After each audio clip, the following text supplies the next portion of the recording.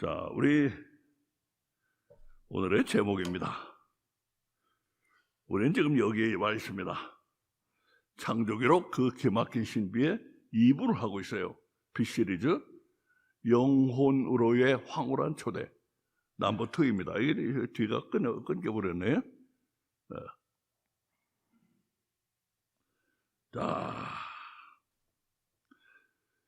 계시라고 하면은 Revelation, 계시라고 하면 우리는 장래일에 대한 예언만을 생각합니다. 하지만 계시에는 현재 계시, 심지어 과거 계시도 있습니다. 현재 일어나고 있는 일에 숨겨진 깊은 의미를 드러내는 것이 현재 계시입니다. 과거에 일어난 일에 숨겨진 깊은 의미를 드러내는 것은 과거 계시입니다. 저는 요즘 현재 계시, 과거 계시의 필요성을 뼈저리게 느끼고 있습니다. 우리가 현재 나에게 일어나고 있는 일에 대한 현재 계시, 과거 나에게 일어난 일에 대한 과거 계시를 받는다면 우리의 삶이 얼마나 달라질 것인가? 우리가 숨겨진 깊은 의미를 몰라서 그렇지 알기만 한다면 지금처럼 죄송합니다, 요 모양 요 꼴로 살지는 않을 것이다 라고 말할 수 있는 많은 부분이 있다고 저는 믿습니다. 그렇게만 되면 우리 삶에 믿음의 역사가 일어날 것이다. 안 일어날 수가 없을 것이다. 저는 그렇게 믿습니다. 특징이 되는 것, 특색으로 내세울 만한 것을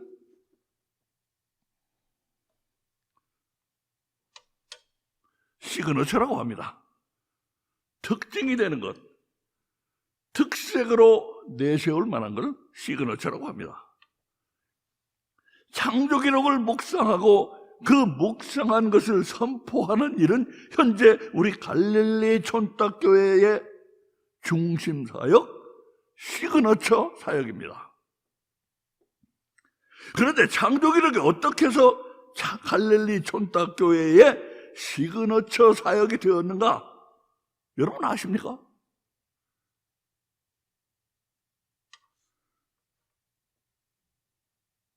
저는 과거에 일어난 일, 현재 일어나고 있는 일에 대해 현재 계시, 과거 계시를 받고 눈물이 쏟아질 것 같았습니다. 요즘 유행하는 말로 멱살캐리란 말이 있습니다. 멱살캐리. 우리 민재 이해하겠어요?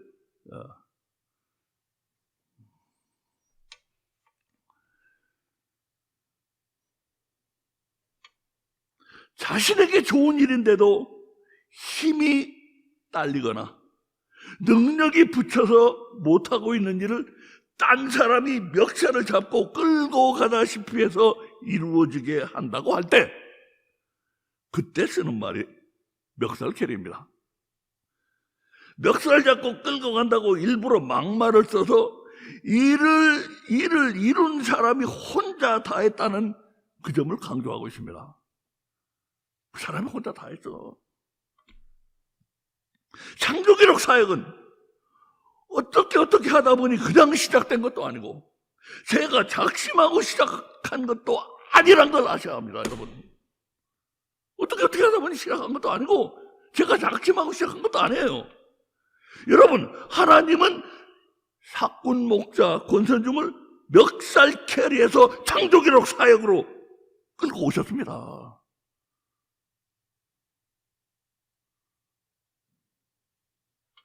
갈릴리 촌딱교회의 창조기록 사역이 시작될 수 있었던 건 완전히 하나님의 멱살 캐리였습니다.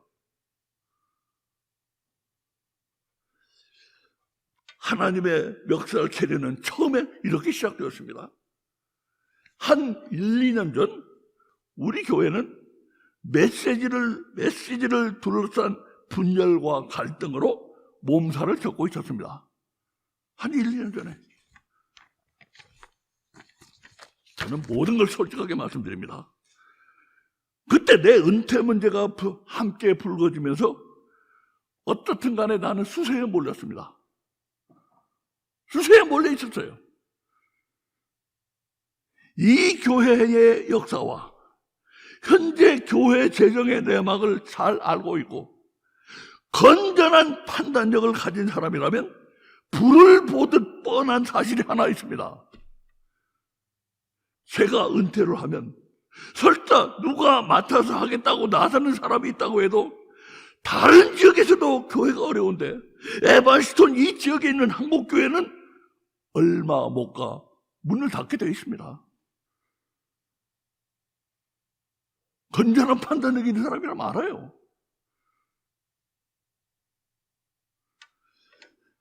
그리고 55살에야 목회를 시작한 나는 55.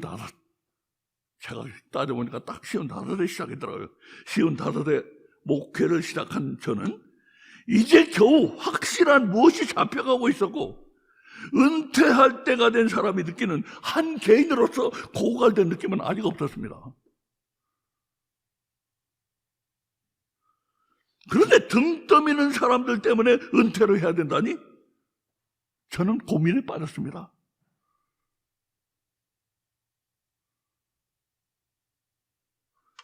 그런데 메시지로 인한 갈등과 은퇴 문제로 인한 고민스러운 그 상황이 오히려 바로 하나님의 멱살 캐리가 시작된 그 지점이었다는 걸 누가 알았겠습니까?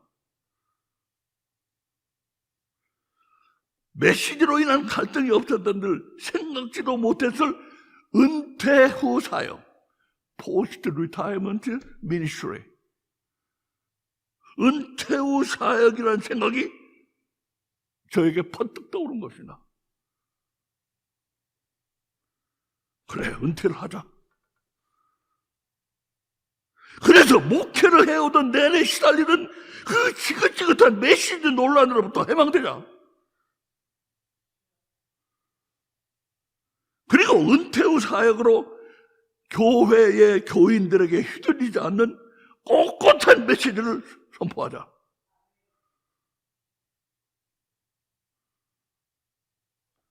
참고로 미국 신학의 아버지로 불리고 어떤 사람들은 사도 바울과 교부 아우구스티누스를 잇는 최고봉의 신학자로 꼽는 자나선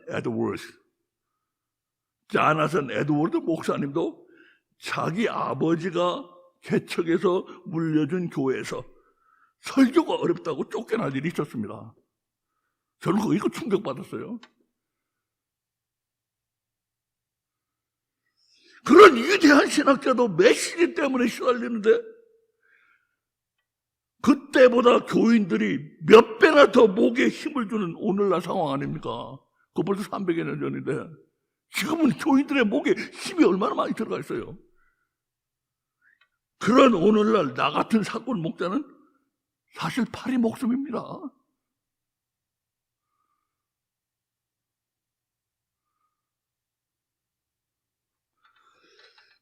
돈 버는 사람이 없는 우리 교회는 어차피 재정이 취약할 수밖에 없어요. 그런데 내가 모르는 가운데 이미 멱살 캐리를 시작하신 하나님은 미리부터 한 사람을 준비시키고 있었습니다.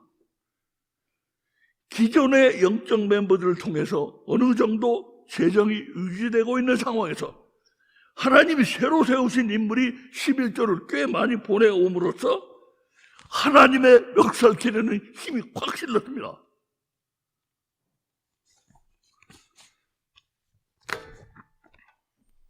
하지만 아무리 재정 사정이 괜찮아도 사꾼 권선종은 혼자서 은퇴 후 사역을 새로 시작할 용기를 낼 만큼 강한 사람이 못 됐습니다.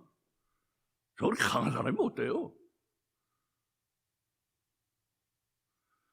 그런데 하나님의 멱살 캐리는 용기가 없는 사꾼을 위해 또 다른 놀라운 준비를 하시고 있었던 것입니다. 놀라운 준비. 미국에서 교수를 하면서 안정된 삶을 살고 있고 처음에는 한국 이주를 완강히 거부했던 이강복 집사님과 여기 있는 신정근 집사님 가정을 하나님은 느닷없이 포항공대로 보내셨습니다.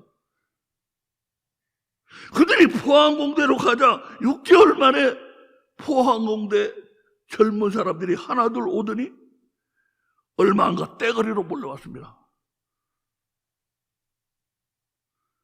그래봐야 몇 명 안 된다고 할지 모르지만 나에겐 그야말로 생각지도 않았던 응원 부대가 떼거리로 몰려온 것처럼 보였습니다.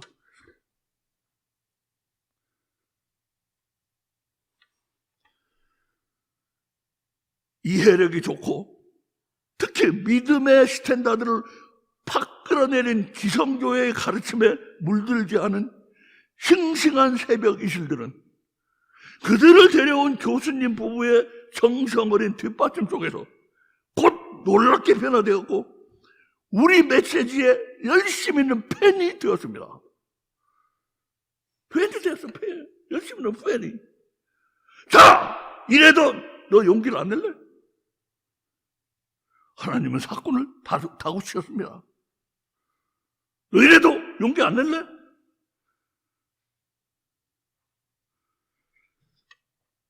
그러나 정작 창조기록 사역이 시작되기 위해서는 하나님의 마지막 멱살 처리가 더 필요했습니다. 사건 권선 중이 아직 창조의 창자도 생각 못하고 있을 때 하나님은 전혀 뜻하지 않은 방법으로 멱살 처리를 하신 것입니다. 연세대에서 박사과정에 있는 두 젊은이의 영혼을 저에게 붙이신 것입니다. 그들은 하나님을 전혀 모르는 사람들이었습니다. 저는 기도하며 고민했습니다. 두 젊은이의 영혼을 살리기 위해서는 무슨 메시지로 시작해야 할 것인가? 예수님은 그대들의 죄를 사하시기 위해 십자가에서 대신 못 박혀 돌아가셨다고 할까? 물론 그것보다 더 중요한 메시지는 없습니다. 그러나 우선 무엇보다도 세상 사람들에게는 기독교는, 난 이 점에 주목했어요. 세상 사람들에게는 기독교는 그냥 종교일 뿐이에요. 종교. 그냥 종교일 뿐이에요. 예를 들어 암에 걸리면 죽는 일이 많다는 것은 진실입니다. 암에 걸리면 죽는 일이 많다. 진실입니다. 그 누가 그거 부정하겠어요. 진실입니다. 한편 구원받지 못하면 무서운 지옥 간다는 것은 진실이 아니라 종교적 가르침일 뿐입니다. 심지어는 많은 기독교인들에게까지 그들의 기독교는 진실이 아니라 그냥 종교일 뿐이에요. 가슴을 치는 암에 걸리면 죽는다. 얼마나 가슴을 칩니까? 얼마나 떨리고. 그런 진실이 아니고 그냥 종교일 뿐이에요. 두루뭉실한 종교. 수상적인 종교. 구원받지 못하면 영원히 무서운 지옥에 간다는 게 진실이라면 그들이 평생 가야 아무런 믿음의 역사도 일어나지 않는 그런 신앙생활을 할 리가 없습니다.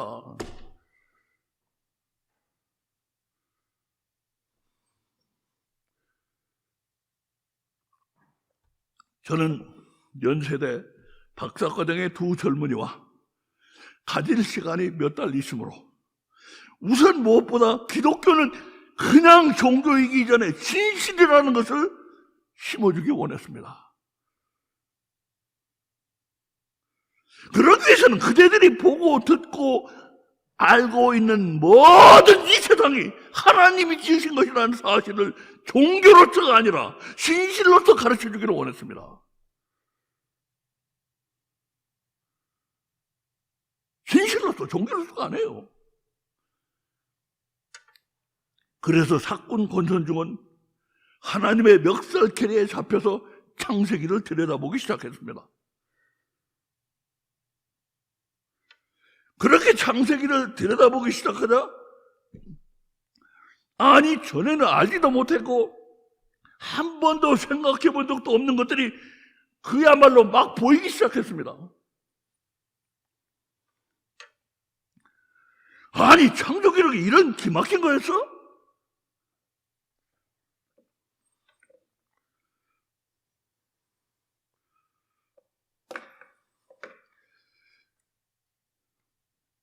여기에 이렇게 기막힌 신비란 제목이 붙은 건 여러분 생각엔 사꾼이 생각해내서 붙인 걸로 알 테지만 전혀 그렇지 않습니다. 연세대 두 젊은이는 둘째치고 우선 나부터가 가슴이 벌렁벌렁했습니다. 이거 기막히구나.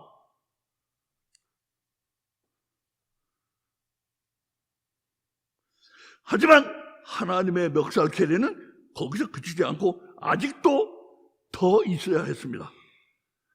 기막힌 신비는 밝혀내기가 그렇게 쉬운 게 아닙니다. 만약 그게 그렇게 쉽다면 거창하게 기막힌 신비니 뭐니 하지도 말아야 할 것입니다. 그렇게 쉽게 발견된다면. 창조기록을 묵상하다 보면 앞으로 더 나가지 못하고 꽝 막혀버릴 때가 자주 있는 것입니다. 자주 있어요. 막힌 부분을 따고 들어갈 열쇠가 필요한데 아무리 봐도 찾을 수가 없어요. 이럴 때 하나님은 이 사건을 기막힌 방법으로 멱살 처리를 하셨고 지금도 하시고 있습니다.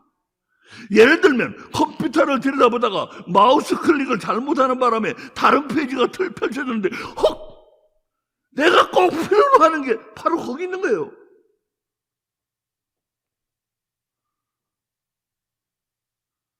이런 기억이 최소한도 두세 번 있었습니다. 한 20번 있었다고는 안 하겠어요. 한 두세 번 있었어요. 그뿐이 아닙니다. 하나님은 내가 모르는 여러 가지 다른 방법을 사용해서 창조기록의 깊은 곳까지 이 사건을 멱살캐리 하시고 있습니다. 지금도 하시고 있어요. 이런 모든 사실을 그때그때 일이 일어날 때 제가 알았습니까? 아니, 지나놓고 나서 과거 계시, 현재 계시를 통해서만 깨달을 수가 있었습니다. 그것을 깨닫고 눈물을 흘리지 않을 수가 없었습니다.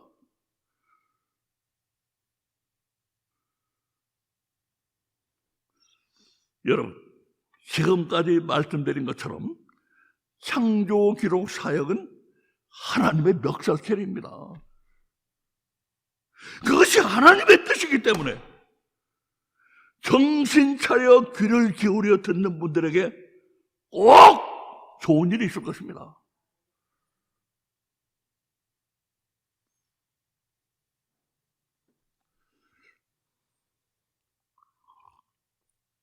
창조기록 묵상을 들은 어떤 집사님이 마음속에 당연히 일어나는 의문을 이렇게 질문했습니다.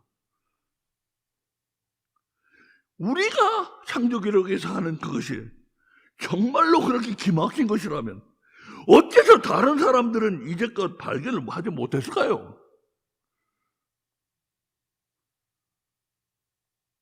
당연히 일어나는 의문이에요.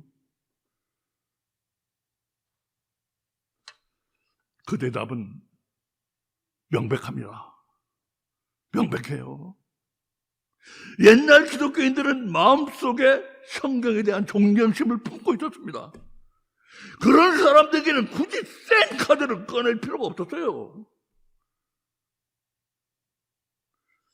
한편 오늘의 기독교인들은 성경을 믿는다고 말은 그렇게 하면서도 그들의 마음속에는 성경에 대한 존경심이 없습니다. 제가 알고 있어요. 그래서 그들은 성경을 한다고 하면서 인간의 소리와 인간의 지혜를 좇고 갖가지 딴 것을 하고 있어요. 성경 한다고 하면서. 포인트가 빗나가고 포커스가 달라지고 성경 한다고 해서 뭔가 딴 걸 하고 있어요.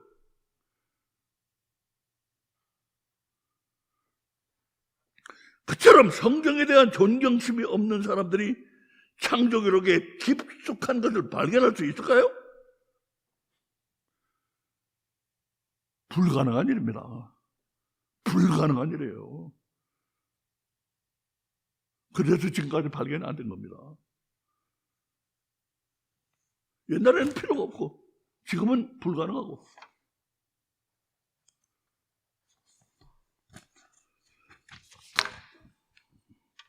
그렇다면 성경에 대한 존경심을 갖는다는 게 무슨 말이요? 창조기록의 그 기막힌 신비가 보이려면 우리가 성경에 대해서 어느 정도의 존경심을 가져야 할 것인가? 무슨 말이고? 그게 무슨 말이고? 어느 정도 존경심을 가져야 하는가?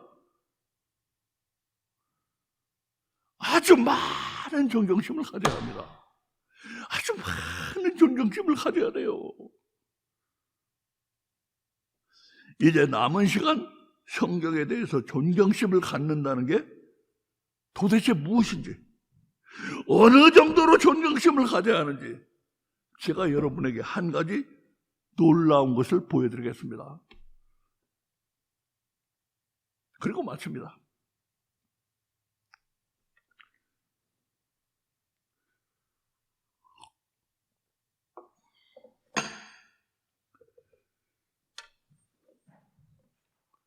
이 구절은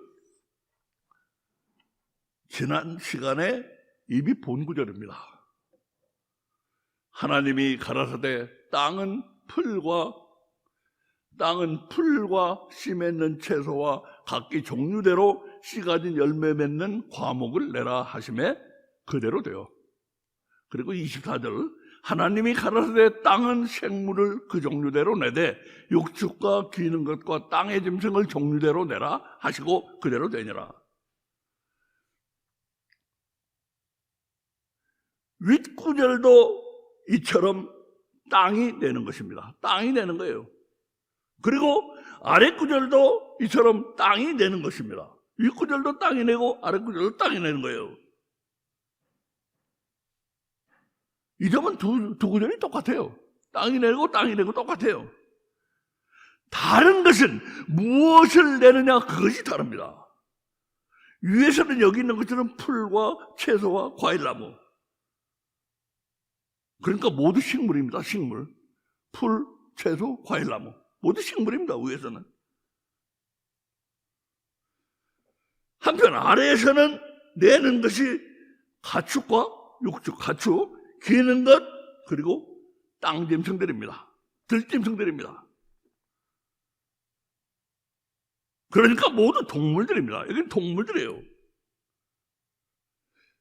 식물은 땅에 심어져 있는 것들이고 동물은 땅 위를 제멋대로 빨빨거리고 다니는 것들입니다. 그런 점에서 볼 때 이 두 구절의 내라는 분명히 같은 것이 아닙니다. 이 두 구절의 내라는 같은 내라를 쓰고 있지만 내용은 같은 게 아닙니다. 그런데도 우리는 이처럼 같은 단어로 번역을 했지만 히브리어 원어 성경은 과연 이 두 가지 다른 내라에 대해서 같은 단어를 썼을까, 다른 단어를 썼을까? 그런데 기막힌 일이 일어났습니다. 저는 마우스 클릭을 잘못하는 바람에 하나님의 멱살 캐리로 인해서 위에 내라와 아래에 내라, 이 두 내라에 전혀 다른 단어가 쓰인 것을 알게 됐습니다. 멱살 캐리로. 그 제가 찾아간 거 아니에요.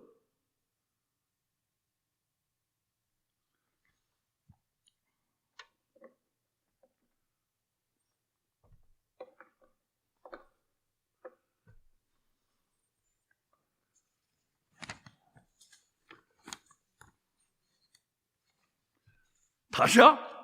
야차? 전혀 다른 나라예요. 전혀 다른 나라. 이 히브리어에는 넘버들이 딱 붙어 있는데 전혀 다른 넘버예요. 더구나 식물을 낸다고 할 때의 내라는, 이 식물을 낸다고 할 때 내라는 성경 전체를 통틀어 두 번밖에 안 나오는 특별한 단어까지 동원해서 아래 동물을 낸다고 할 때와 차이를 확실히 하고 있습니다. 차이가 난다는 걸.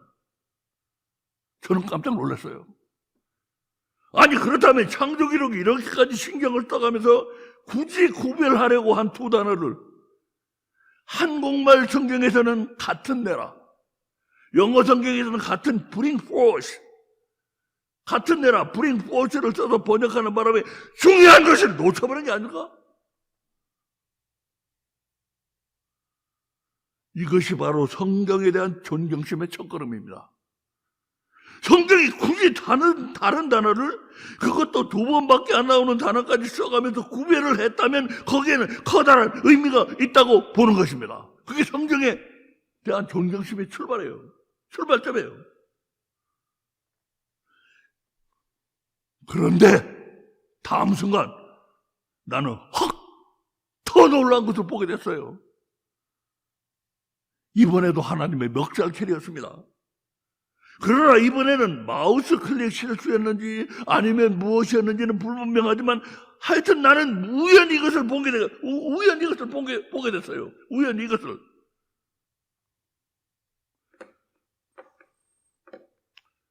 이게 뭡니까? 여기서 식물을 내라 해서 여기서 식물을 냈는데, 여기서 식물을 내라, 바로 다음 거 내려요. 11절. 여기서 11절에 식물을 내라 해서 12절에 식물을 냈는데, 난데없이 아래에 동물을 낸다고 할 때에 낸다와 같은 단어를 써버렸네. 그렇잖아요. 다샤, 아차. 다샤, 야차.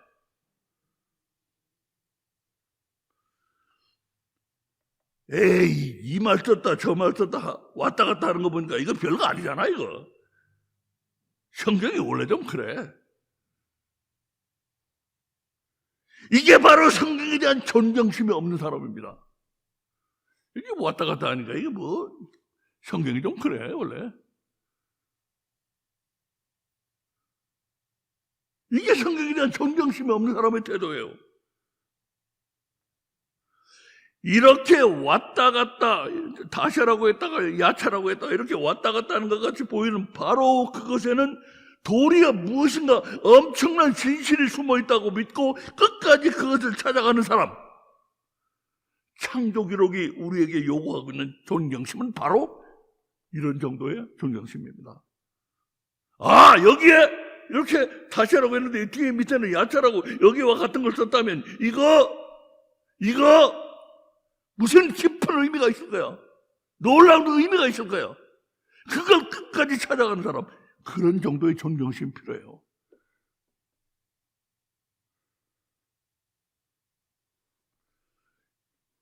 이런 정도의 존경심을 품지 않으면 창조기록의 그 기막힌 신비는 결코 나타나지 않습니다. 결코 보이지 않습니다. 결코 알 수 없습니다. 상당한 존경심을 요구하고 있어요. 자, 오늘은 이제 일찍 끝나게 되겠네요. 이것이 오늘의 숙제입니다. 창조기록은 왜 식물에 대해서 한 번은 아주 까다롭게 동물과 구별을 하더니 왜 바로 아래절에서는 동물과 똑같은 단어를 쓰고 있을까?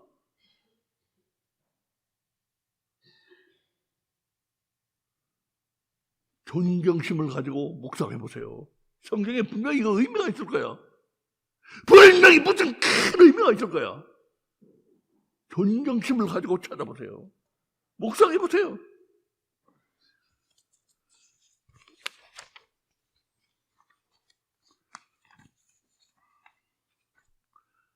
제가 이렇게 무작정 숙제를 내지는 않습니다. 2가지 힌트를 드립니다. 2가지 힌트를 드려요. 첫째 힌트, 성경의 이 유명한 구절을 참조하십시오. 창세기 2장 7절, 여호와 하나님이 흙으로 사람을 지으시고 생기를 흙 코에 불어넣으시니 사람이 생명이 된지라. 이 구절 참고하세요. 둘째 힌트, 인간과 동물 사이의 DNA 유사성을 비교한 이 도표를 참고하십시오. 이 도표는 제가 어떤 글로 써 있는 글에서 제가 이걸 만들었어요. 도표를 만들었습니다. 인간과 동물 사이의 DNA 유사성. 동물, 침팬지는 98.9%가 유사하다, 이 DNA가. 고릴라는 98.4%, 원숭이는 93%, 생쥐가 90%나 유사하대요. 개도 84%나. 근데 왜 생쥐가 개보다 더 유사한지는 저도 잘 모르겠어요. 닭은, 이거는 뭡니까? 닭은 우리 뭡니까? 그 매몰이 아니잖아. 매몰이 아닌데도 65%나 DNA가 유사해요. 65%. 매몰이 아닌데 이건 다 매몰이고. 젖먹이 동물이야. 젖먹이 동물. 매몰.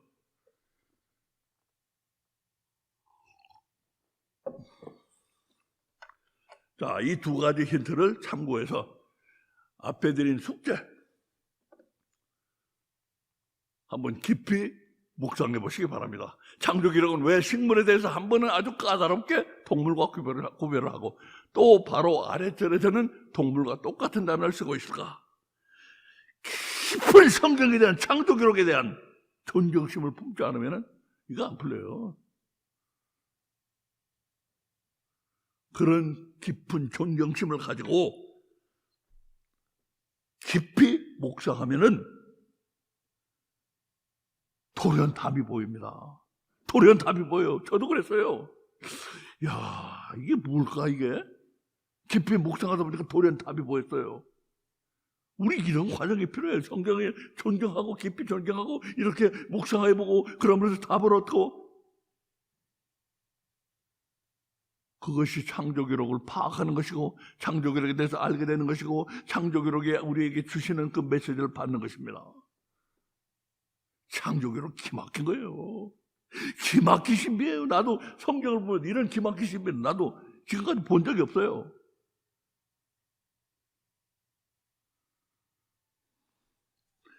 그리고 아까 말씀드린 것처럼 기독교인에게는 가장 센 카드예요. 이게 내가 알기로 하나님이 성경에서 빼들 수 있는 가장 큰, 가장 센 카드, 이 창조기록입니다. 지금 이제 센 카드를 꺼낼 때가 되신 거예요. 그래서 우리를 통해서 이렇게 센 카드를 꺼내시고 있는 겁니다. 이 사건을 통해서. 그래도 열심히 성경을 존경하는 것이 하나님 눈에 보이신 것 같아요. 나는 똑똑하지도 못하고 배운 것도 별로 없지만, 응? 저 녀석이 저거 성경 하나는 참 존경심을 가지고 있구나. 그래가지고 보여주신 거야. 센 카드를, 가장 센 카드를 지금 뽑아 드셨는데 제 눈에 보이시게 하신 겁니다. 자, 이제 오늘 말씀을 마칩니다. 많은 기독교인들은 자신들의 기독교가 그냥 종교이기를 원하는 게 마음속에 있어요. 가슴 아프게도. 아니, 그냥 둘이 뭉실하고, 그냥 수당적이고, 그냥 좋은 소리 좀, 그냥 종교이기를 원하는 게 마음속에 있어요. 많은 기독교인들의 마음속에. 그런 기독교인들에게는 창조기록이 불편하게 느끼는 것입니다. 왜냐하면 창조기록은 종교이기 이전에 엄청난 과학이고 엄청난 진실이기 때문입니다. 엄청난 과학이고 엄청난 진실의 종교이기 전에 창조기록은. 부디 마음을 활짝 여시기 바랍니다. 가슴이 뛰고 믿음의 역사가 일어나는 신앙의 새로운 지평선이 여러분 앞에 엄청나게 열릴 것입니다. 마음을 여십시오. 창조기록을 존경하십시오. 기도드리겠습니다. 아버지 하나님 감사합니다. 오늘도 종들을 부르시고 귀한 말씀 주신 은혜를 감사드립니다. 아버지 하나님, 믿는 자는 모름지기 믿음의 역사가 나타나야 되는데 아버지, 우리 기독교인들은 우리의 기독교가 그냥 종교이기를 원하고 있습니다. 그것이 날카로운 진실이고 날카로운 과학이기를 원치 않고 있습니다. 너무 아프기 때문입니다. 이래가지고 어떻게 믿음의 역사가 일어나겠습니까? 오늘 하나님 종을 통해 주신 이 숙제, 우리 성도들 존경하는 마음으로 깊은 존경심을 품고 묵상하여 해답을 얻게 하여 주시기를 간절히 원하며 우리 주님 예수 그리스도 이름으로 기도드립니다.